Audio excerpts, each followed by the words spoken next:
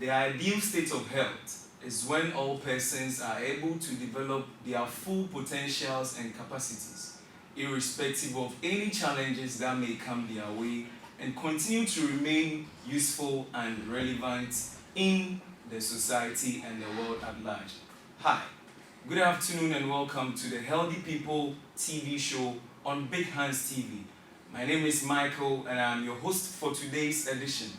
And today's edition, we'll be talking about health and wellness.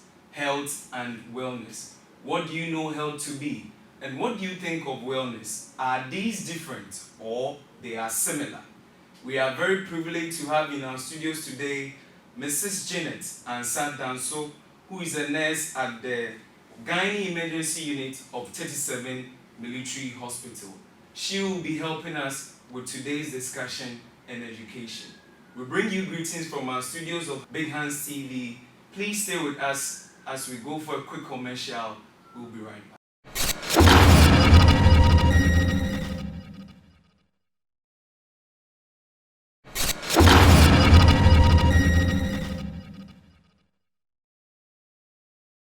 We welcome you once again to the Healthy People TV show on the Big Hands TV. Like I said before our commercial, today we are talking about health and wellness. What do you know health to be? What are the aspects of health you think are really essential to you? And what about wellness? Have you ever really thought of it? These and many more are what we'll be discussing today. And we believe that by the end of our discussions, we may or we will surely learn a whole lot of new things to help us optimize our health. So I'll quickly introduce my guest, who is Mrs. Janet Ansah Danso from the Gynae Emergency Unit of 37 Military Hospital. You're welcome. Thank you, Michael. It's a great privilege to see you again. It's a pleasure. So we would move on to our questions directly. What would you say health is? How would you explain health to anyone out there who is listening to us today? Thank you for the opportunity. Greetings to your viewers. According to WHO, when we say someone is healthy or when we say health, it means that a physical or a complete state of physical, mental and then social well-being of an individual, and not just absence of a disease or what we call infirmity. So what this means is that if you look at the person physically and then you don't see any kind of abnormality, that doesn't mean that the person is healthy. Yes. There could be something happening within the individual which may be emotional, right? Or maybe a social kind of problem. Yes. So what our people usually say is, if you have pocketitis, maybe that if you don't have money in your pocket, it's also a part of our health. You see that the whole of the day you will not be fine. So when it comes to health, it embodies a whole lot. Your physical health, your emotional, being able to interact with others, being the social aspect, and then even your intellect or your mental status, they all come when it comes to health. Right. Thank you so much. So it is not only the absence of a disease. Exactly. Yeah, but you have to be emotionally sound, physically well, and your mental state as well. Yes. All right. Then we'll go on to ask some of the factors you think would promote health. Some of the factors you think promotes health. Yes. So we have a lot of factors, but the basic ones, as you and I know, if we want to promote health, then what comes to mind is our diet. Right. So it is estimated that about 95 to 97% of the kind of disease we have is originating from diet or nutrition. So we have a lot of nutritional deficiencies or what we call nutritional related diseases.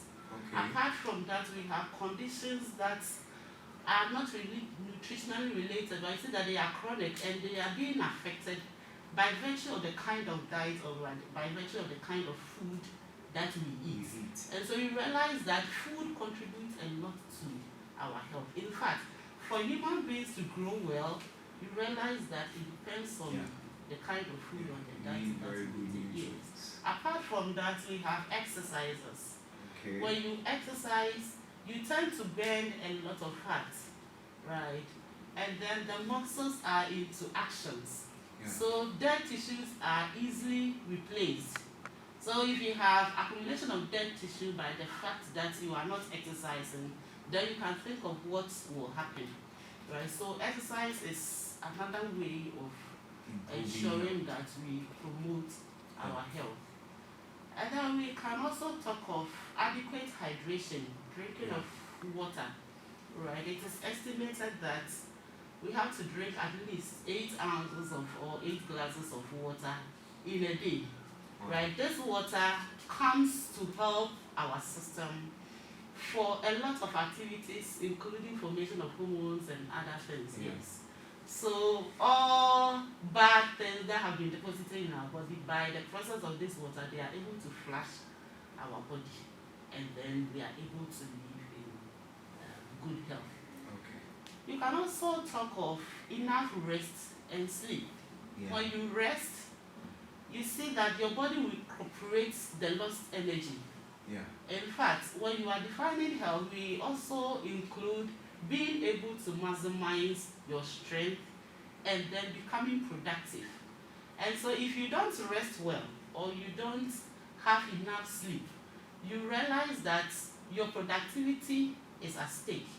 You cannot work well to achieve what you are supposed to. Sometimes you see people sleeping at work and that kind of thing. And so if you are able to rest and then have enough sleep, you are fresh, or you fresh yourself for the next day. Yes, so rest and activity is also a means to promoting health. Yes. All right. Thank you so much for that one. You spoke about exercising, burning fat. So I want to ask a question. Maybe someone out there may want to know. Does that mean that fats are not essential at all for our bodies? Yes, we have fats. Fat is important because we have fat depositions at various body areas, right, performing various functions. But when it becomes excess, then the activity becomes impaired. Right, yes. So if it is in excess, then it means that it has to be deposited, right, at other fat deposition areas. And then you need the glucose to act in your system. But if it becomes more fatty, you see that you don't have what we term the correct glucose to work with. Right, yes. So if the body doesn't have what is needed, it will fall on the fat, and then the end product, it becomes toxic to the body. Yes, so we need the fat, but we need the required amount. Right. Thank you very much. So viewers, we are not saying fats are not relevant. They are so essential to our body parts. They even cushion us and give us heat. So it is essential for us to be exercising so that the right amounts of them are deposited. They are deposited. All right. Thank you so much, madam. And then I would like us to talk about what people should do to take responsibilities of their own health. What people should do to take responsibilities of their own health. Because a lot of people would wait until they've fallen sick. Oh, then let me go to the hospital or the pharmacy to get first aid or anything. So we want you to teach us what we have to do to take responsibility of our health. Okay, so I think that we should first of all have in mind that our health is our responsibility. And so you don't wait for someone to tell you before you know that you have to live healthy.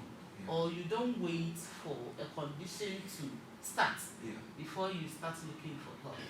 And so individuals should take that responsibility upon themselves right? Getting the right source of information, making sure that you are eating well, right? You are eating at the right time, you are eating the correct amount or the required calories per day, not excessively. Because if it is excessive, it means that it is going to be stored, like we are saying, right? And then making sure that you are having the required amount of sleep that you have to, at least 8 hours in a day, all right? Making sure that you are having the right water source, right? We are drinking water, but the water should be a good one, of course, right? Purified. Yes. And then socializing, okay, making sure that you are into a healthy relationship, or maybe taking a rest from your work schedules, all right, to refresh yourself and to recuperate your strength. Okay. Thank you so much. So sometimes we hear that this person was admitted to the hospital or even on an OPD case, but the person came home and did not follow the treatment regimen. So I want you to discuss with us some of the reasons that would make people default or they would deviate from the treatment regimen that has been given. What are some of the reasons that may account for that? Alright, so if the person was on admission and then has been discharged home, then possibly has been discharged and then has defaulted in the treatments. Okay, so the possible causes could be that the treatment is giving side effects, which is not so favorable to the individual.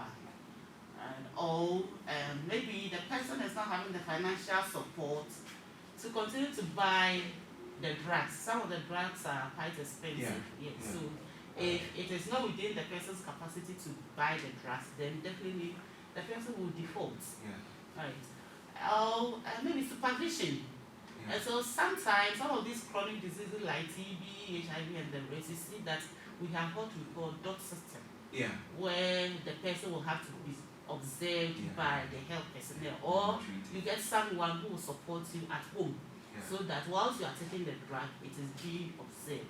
So if these things are in place, then it is possible that the person will be able to adhere to the treatment.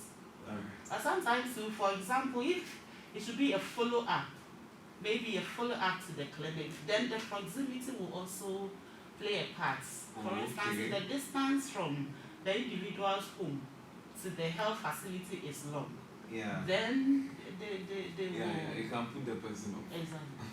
Alright, thank you so much. Some indicated in individuals or a country at large, that would be a sign that health is optimized. Also, sometimes you just look at the person's appearance and you can easily tell that this person is healthy. For example, the facial expression. If the facial expression is not good, sometimes the person will frown the face. Then I say, are you well? Is everything all right? Okay, or when someone is going through stress, you can easily see from the facial expression or how the person is relating to other people. Right? But normal ones, you can talk of BMI. Because the basal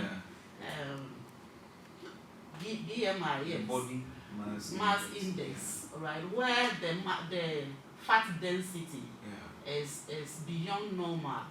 Right? The normal range is between 18.5 to 24.9.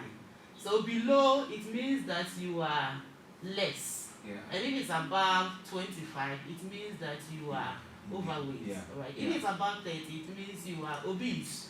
And we have already talked about the fact that if you are within the obese range, then you are likely to have other chronic diseases or health-related diseases like cardiovascular diseases, diabetes, and the rest.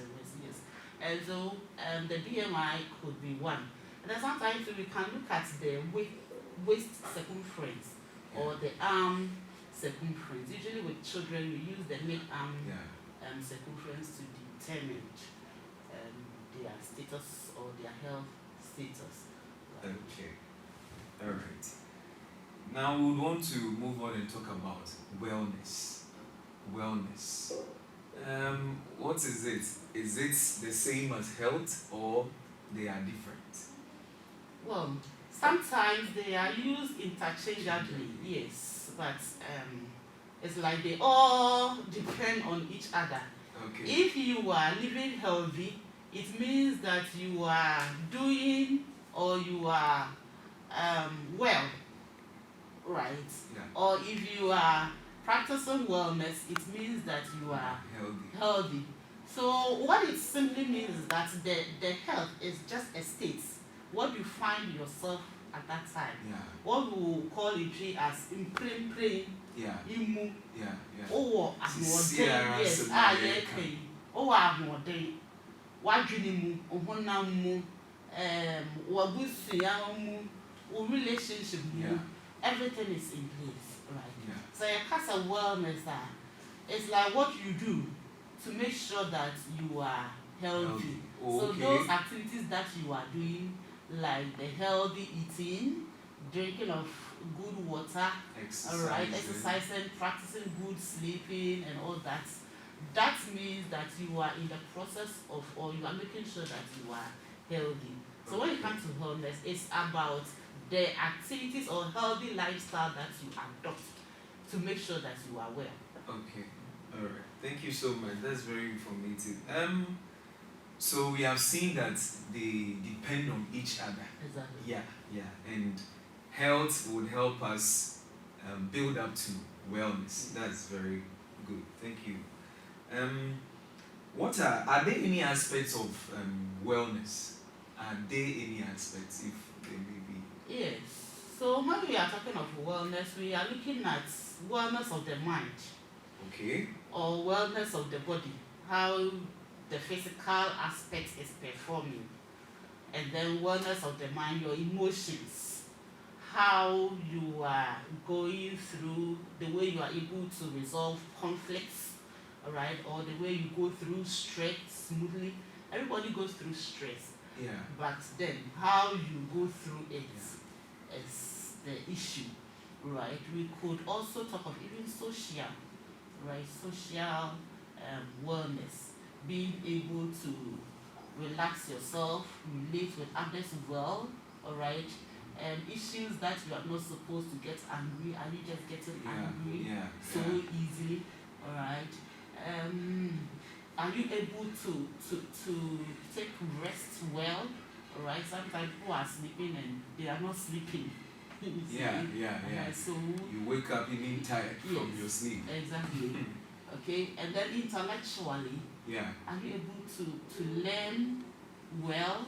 And then within the area of your specialization, are you able to seek information well? Alright, so wellness, aspect of wellness is so broad. Okay. Right, it's so broad. Even spiritually, we can talk about the fact that you have meaning to life, how life is relating, or how are you relating yourself to life, and why you are existing, alright, the purpose of you existing, how you are admiring nature and all that. Yes, so when it comes to wellness, it's really broad. It's really broad. Okay, so viewers, I hope you are really following and you are taking notes. So we have learned that health is not just the mere absence of a disease or an infirmity, but it is actually holistic. Your mind, your physical appearance, your emotions, and so on.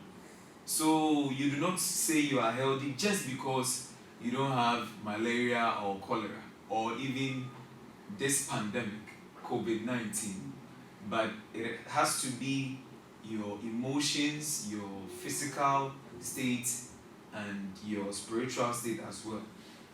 Now, exercising and eating the nutritious meal or diet are among the factors or the activities that would help us optimize our health. That will help us optimize our health. It will help us optimize our health. And we have also seen that wellness is actually a step beyond health. And in the sense that the healthy activities and lifestyle plus behaviors we employ are the ones that would help us achieve the state of wellness. So when you have adequate rest and sleep, you are eating well, you are in healthy relationships, all of these are efforts, behaviors, and lifestyles that are helping you to build a healthy body and wellness for yourself.